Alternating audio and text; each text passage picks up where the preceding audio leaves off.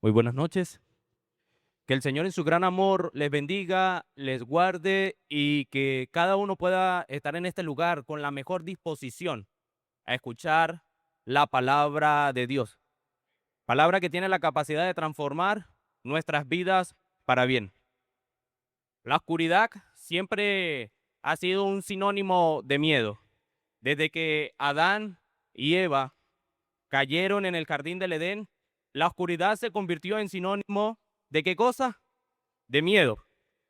Quiero contarles una anécdota.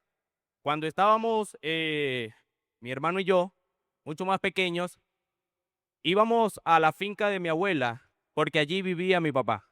La finca era grande, por ende tenía otras casas dentro de la finca. Una mañana, mi padre fue médico veterinario y él salió muy temprano de la finca hacia el lugar donde laboraba. Y mi hermano y yo teníamos que ir a almorzar a la otra finca, a la otra casa que estaba dentro de la finca donde una tía nuestra estaba allí. Las horas pasaron, mi papá llegaba siempre a las 8 de la noche cuando ya la cena posiblemente estaba. Yo salía al camellón para tratar de observar las luces del carro que se reflejaran en la oscuridad. Pero llegaron las 11 de la noche y él no llegó. Así que nuestra tía, con un poco de jocosidad, ella nos dice, bueno muchachos, ya es hora de irnos a dormir. Nosotros teníamos la responsabilidad de llevar una cántara hasta la casa principal de la finca donde se encontraba el establo donde se ordeñaba en la madrugada. Así que Armando tomó la cántara para irse y yo no avancé porque era un trayecto bastante largo. Había que atravesar un caño y era muy oscuro hasta llegar a la casa. Así que el miedo me invadía cuando veía la oscuridad. Pero esto cambió cuando conocí al Señor y supe que Dios es Dios en la luz y es Dios en la oscuridad.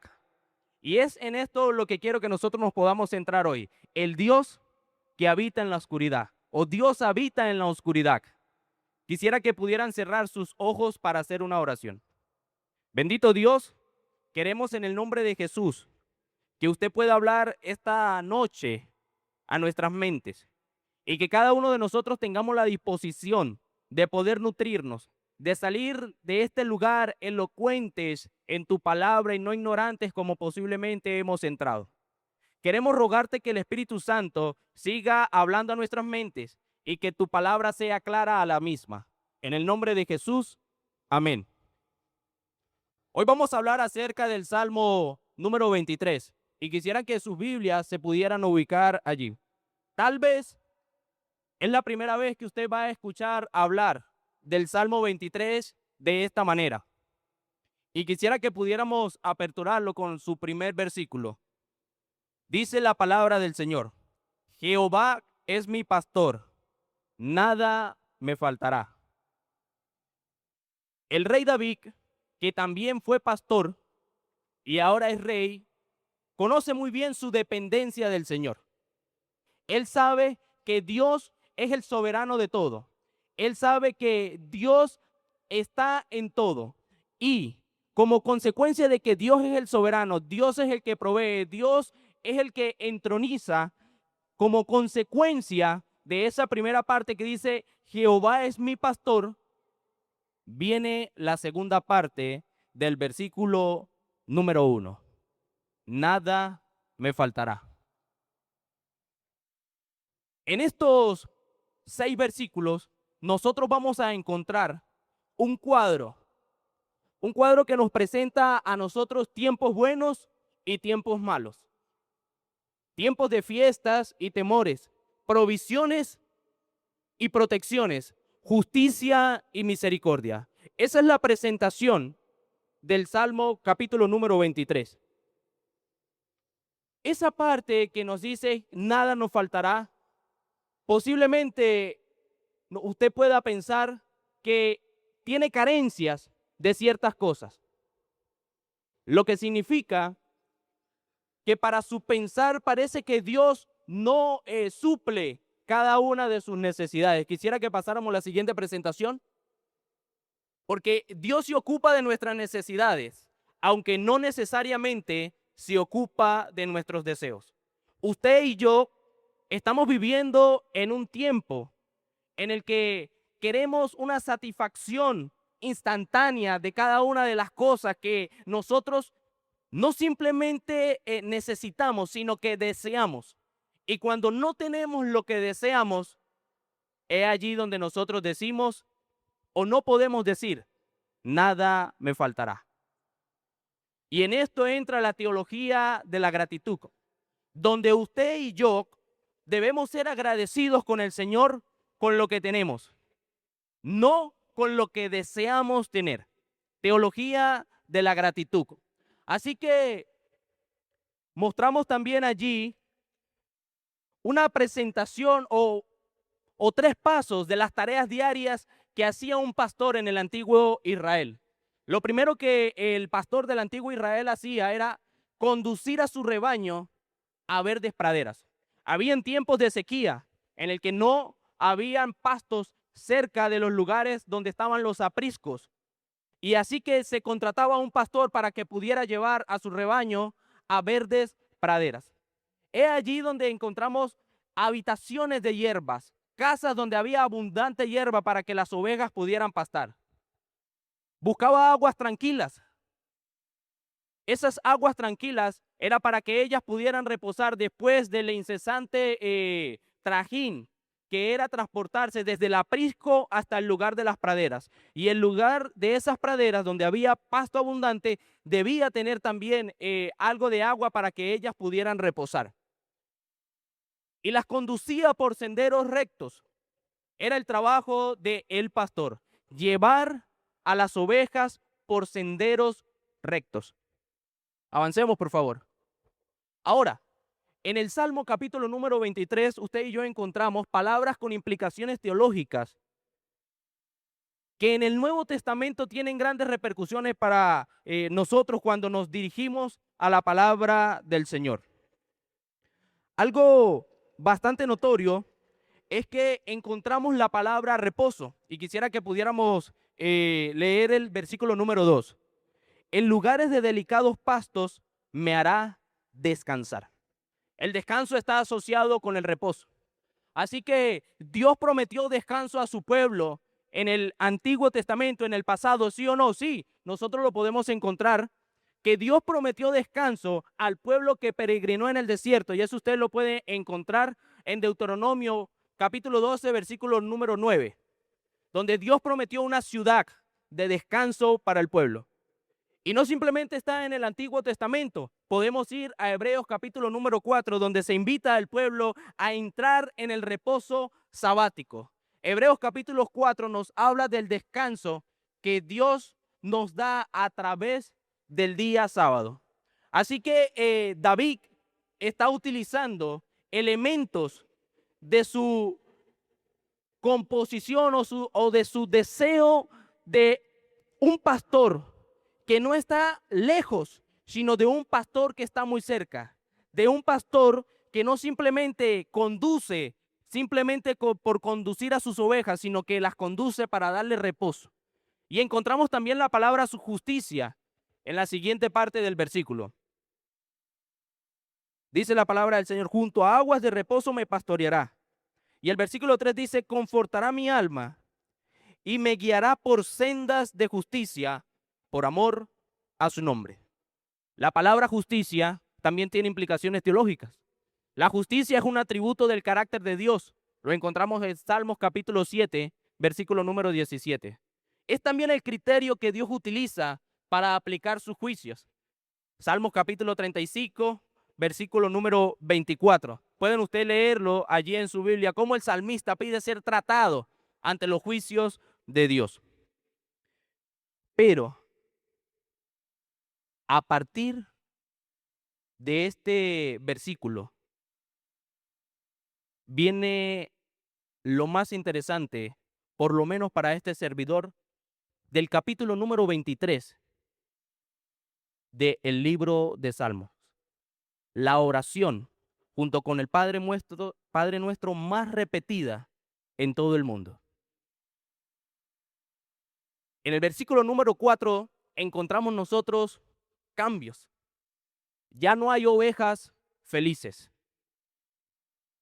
Es un punto de inflexión porque de la felicidad y la abundancia de los verdes pastos, ahora nosotros pasamos a la oscuridad amenazante. David pasa de la segunda persona, de la tercera persona a la segunda persona. Cambia la tónica de su narración allí en el Salmo capítulo número 23, versículo número 4. Encontramos que Dios habita en la oscuridad y también la domina.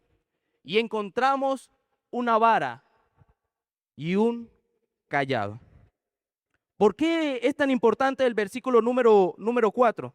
Dice, aunque ande en valle de sombra de muerte, no temeré mal alguno. Aquí el rey David está utilizando un superlativo. Esto para expresarlo en poesía hebrea como para hacerlo más significativo. Así que él dice, aunque ande en valle de sombra de muerte,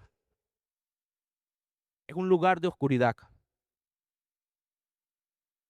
Y iniciaba diciéndoles que el pecado o el mal nosotros lo asociamos con la oscuridad, no por naturaleza de nosotros, sino es porque nuestra manera de pensar, que tiene mucha filosofía griega, nos hace creer a nosotros como aquellas personas de antaño. Los griegos en el siglo II, III y en el periodo intertestamentario, ellos creían que aquellos dioses del Olimpo estaban en la luz, que habitaban en lo alto. Por consiguiente, todo lo que era contrario a ellos estaba habitando en el subsuelo, en la oscuridad. Y de allí la teoría de que el mal está en la oscuridad y el bien se encuentra en la luz. Y no se ha puesto a pensar que muchas personas dicen que cuando nos encontramos en una crisis espiritual estamos en la oscuridad, que cuando tenemos miedo es porque estamos pasando por un lugar oscuro. Vamos conduciendo y llega la noche y estamos atravesando un tramo de la carretera que es completamente oscuro y nos da miedo. Pero, ¿por qué temerle a la oscuridad cuando Dios habita en ella y también la domina? ¿Estaremos nosotros creyendo un Dios que es un Dios de dualismo? Para la mentalidad hebrea no existe el dualismo cuando se trata de Dios, porque Dios puede ser el Dios de lo oscuro, pero también es el Dios de la luz.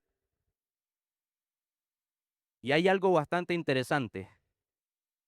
Cuando usted y yo nos encontramos en oscuridad, estamos a punto de encontrarnos con el Dios que no simplemente habita allí, sino que es el Dios que nos rescata de ese lugar. Ahora, nosotros vemos allí que en el principio del Salmo nosotros veíamos a un David que expresaba, que hablaba acerca de ese pastor que lo estaba llevando por verdes praderas. Pero ahora dice aquí, aunque ande en valle de sombra del muerte, dice el salmista, no temeré ningún mal. Porque ¿quién estaba con el rey David? Dios, el buen pastor estaba con el rey David. Dice, no temeré mal alguno. No temeré mal alguno. Miren que él ya no está hablando en tercera persona, sino ahora está teniendo una conversación directa, íntima, con ese buen pastor. Dice, no temeré mal alguno porque tú estás ¿con quién? Estás conmigo. Ahora, es interesante que ese Dios, atrás por favor, ese pastor tiene algo bastante interesante en su mano. La segunda parte del versículo dice, tu vara y tu callado me infundirán aliento. El callado era algo que utilizaban, un cetro de mando que utilizaban los reyes. Y ahí estamos viendo otro punto de inflexión. No simplemente está pasando de la tercera persona a la segunda persona, sino que ahora la imagen del pastor está siendo borrada para convertirse ahora en rey. La imagen de pastor que está presentando David en los primeros versículos está haciendo una transición de pastor a rey. Por eso tiene un cetro ahora en su mano. Dice, tu vara y tu callado me infunden, ¿qué cosa? Aliento. Ahora, perdón, les dije que la vara, que el callado era el cetro. Sin embargo, el callado era algo que utilizaban más los pastores. La vara era el cetro con el que se daba poder de mando. Era muy común que en el antiguo cercano oriente hubiesen pastores o reyes que se hacían llamar pastores de los oprimidos. Así que es una figura que está muy relacionada con el rey David, que antes de ser, por supuesto, rey, fue pastor también. Ahora, esa vara y ese callado son importantes para usted y para mí, porque el callado es lo que utiliza el pastor para atraer las ovejas. Las pone dentro de su cuello y las atrae, mientras que la vara es su cetro de justicia. Ahí estamos viendo a un rey que está juntando la misericordia y la justicia para atraernos a nosotros de la oscuridad en la que posiblemente nos podamos encontrar. Quisiera que pudiéramos leer lo siguiente. Elena de White dijo esto en el capítulo 78 del Deseo de toda la gente. Con asombro, hablando del momento en que Cristo estaba siendo crucificado, con asombro los ángeles presenciaron la desesperada agonía del Salvador. Las huestes del cielo velaron su rostro para no ver ese terrible espectáculo. La naturaleza inanimada se solidarizó con su autor insultado y moribundo. El sol se negó a mirar la terrible escena. Sus rayos brillantes iluminaban la tierra al mediodía, cuando de repente parecieron borrarse. Como fúnebre mortaja, una oscuridad completa rodeó la cruz. Esta oscuridad parece señalar la ausencia de Dios en este momento crucial de la historia de la salvación. En esa densa oscuridad se oculta la presencia ¿de quién? De Dios. Él hace de las tinieblas su pabellón y oculta su gloria de los ojos humanos. Dios y sus santos ángeles estaban al lado de la cruz. El Padre estaba con su Hijo. ¿No les parece esto bastante interesante? Cuando estamos afrontando el dolor, la desesperanza, cuando estamos afrontando los momentos críticos de nuestra vida, sea por economía, por enfermedad, por luto, por X cosa en que nosotros veamos que los rayos del sol se ocultan y que todo se convierte en oscuridad para nosotros, nos hacemos siempre una pregunta: ¿dónde está Dios? O como bien lo expresan los salmos, ¿hasta cuándo? Pueden ustedes buscarlo en el Salmo número 73. ¿Hasta cuándo? Porque para los salmistas el sufrimiento tiene un periodo de tiempo, por eso preguntan ¿hasta cuándo? Porque va a llegar el momento oportuno en que Dios va a actuar. Ahora, ¿está Dios lejos de nosotros en nuestras perplejidades y en nuestras agonías? Por supuesto que no. Lo vemos por el relato de la pluma inspirada, que el Padre utiliza la oscuridad para estar con nosotros y sacarnos. Otra historia en la que nosotros podemos ver cómo Dios obra desde la aparente oscuridad es el relato de Job. Todo lo que a Job le sucedió para al final él expresar: de oídas te conocía, mas ahora mis ojos te ven. Job, que estaba sufriendo en una aparente oscuridad espiritual, aparente en una crisis en que lo perdió todo, todo se nubló en su vida, pero Dios estaba allí. ¿Y qué es interesante? Que Dios habita en la oscuridad donde nos encontramos nosotros para cuidarnos de los ataques más fieros de Satanás que puedan sacarnos del terreno. Por eso usted y yo nos encontramos aquí, porque usted y yo conocemos cómo está ahora nuestra espiritualidad, cómo están nuestras emociones, cómo está nuestra vida familiar, cómo están nuestras relaciones con los demás, cómo está la vida académica, cómo está el trabajo. ¿Está todo lleno de luz o estamos en oscuridad? ¿Cómo está la salud? Y posiblemente usted está aquí en oscuridad, desanimado, pero está aquí. Pero aquí está Dios contigo, acompañándote en ese proceso en el que te encuentras. Ese es el buen pastor. Cuando los pastores de Israel terminaban de alimentar a sus ovejas, tenían ahora la responsabilidad de conducirlas de noche. Las ovejas no veían al pastor, pero allí estaba para cuidarlas. Si el lobo venía o cualquier animal venía con la intención de sacarlas y acabar con sus vidas. Aquí está Dios, contigo en tu oscuridad, acompañándote, para darte luz, para sacarte de allí. Quisiera que viéramos la siguiente imagen y estamos ya en el versículo número 5.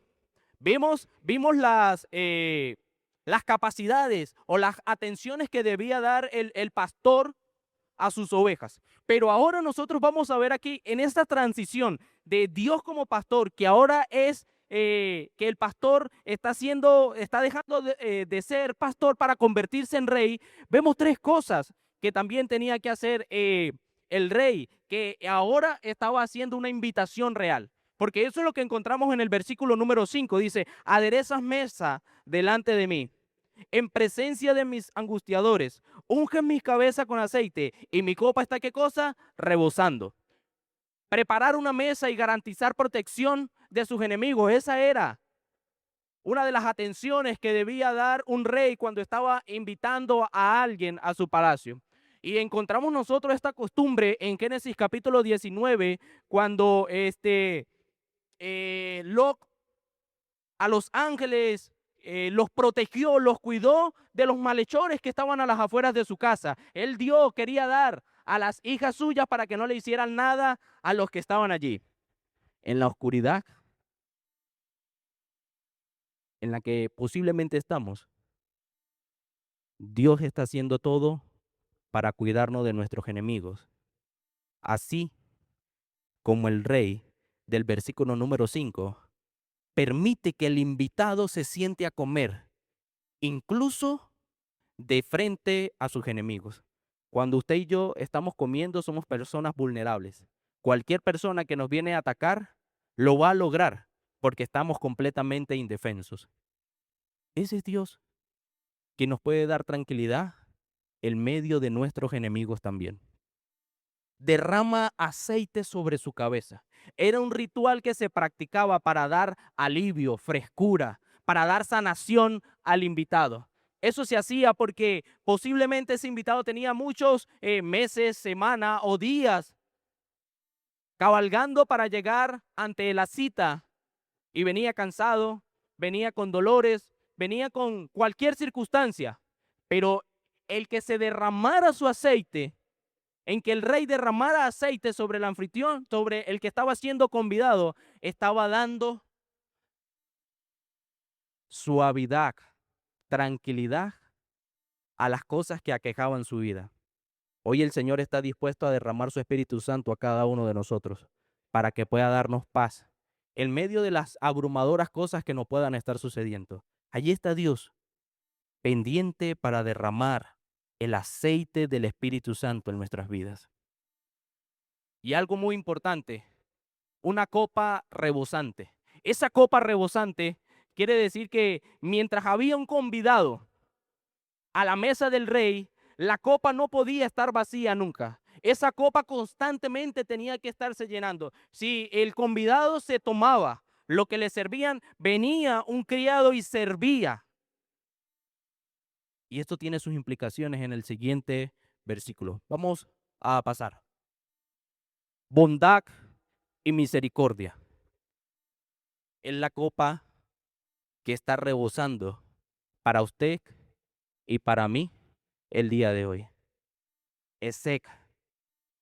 Esa misericordia, esa bondad del Señor que no se acaba, que no se extingue para nosotros mientras nosotros podamos sensibilizar nuestro oído, mientras que nosotros podamos dejarnos impresionar por el Espíritu Santo a través de una canción, a través de una predicación, a través del estudio de las Escrituras, a través de una conversación con alguien. Esa bondad del Señor que está dispuesto como el buen pastor, sin importarle las circunstancias, la oscuridad, el frío, la inclemencia, ir a buscarnos para traernos a la invitación que Él nos está haciendo.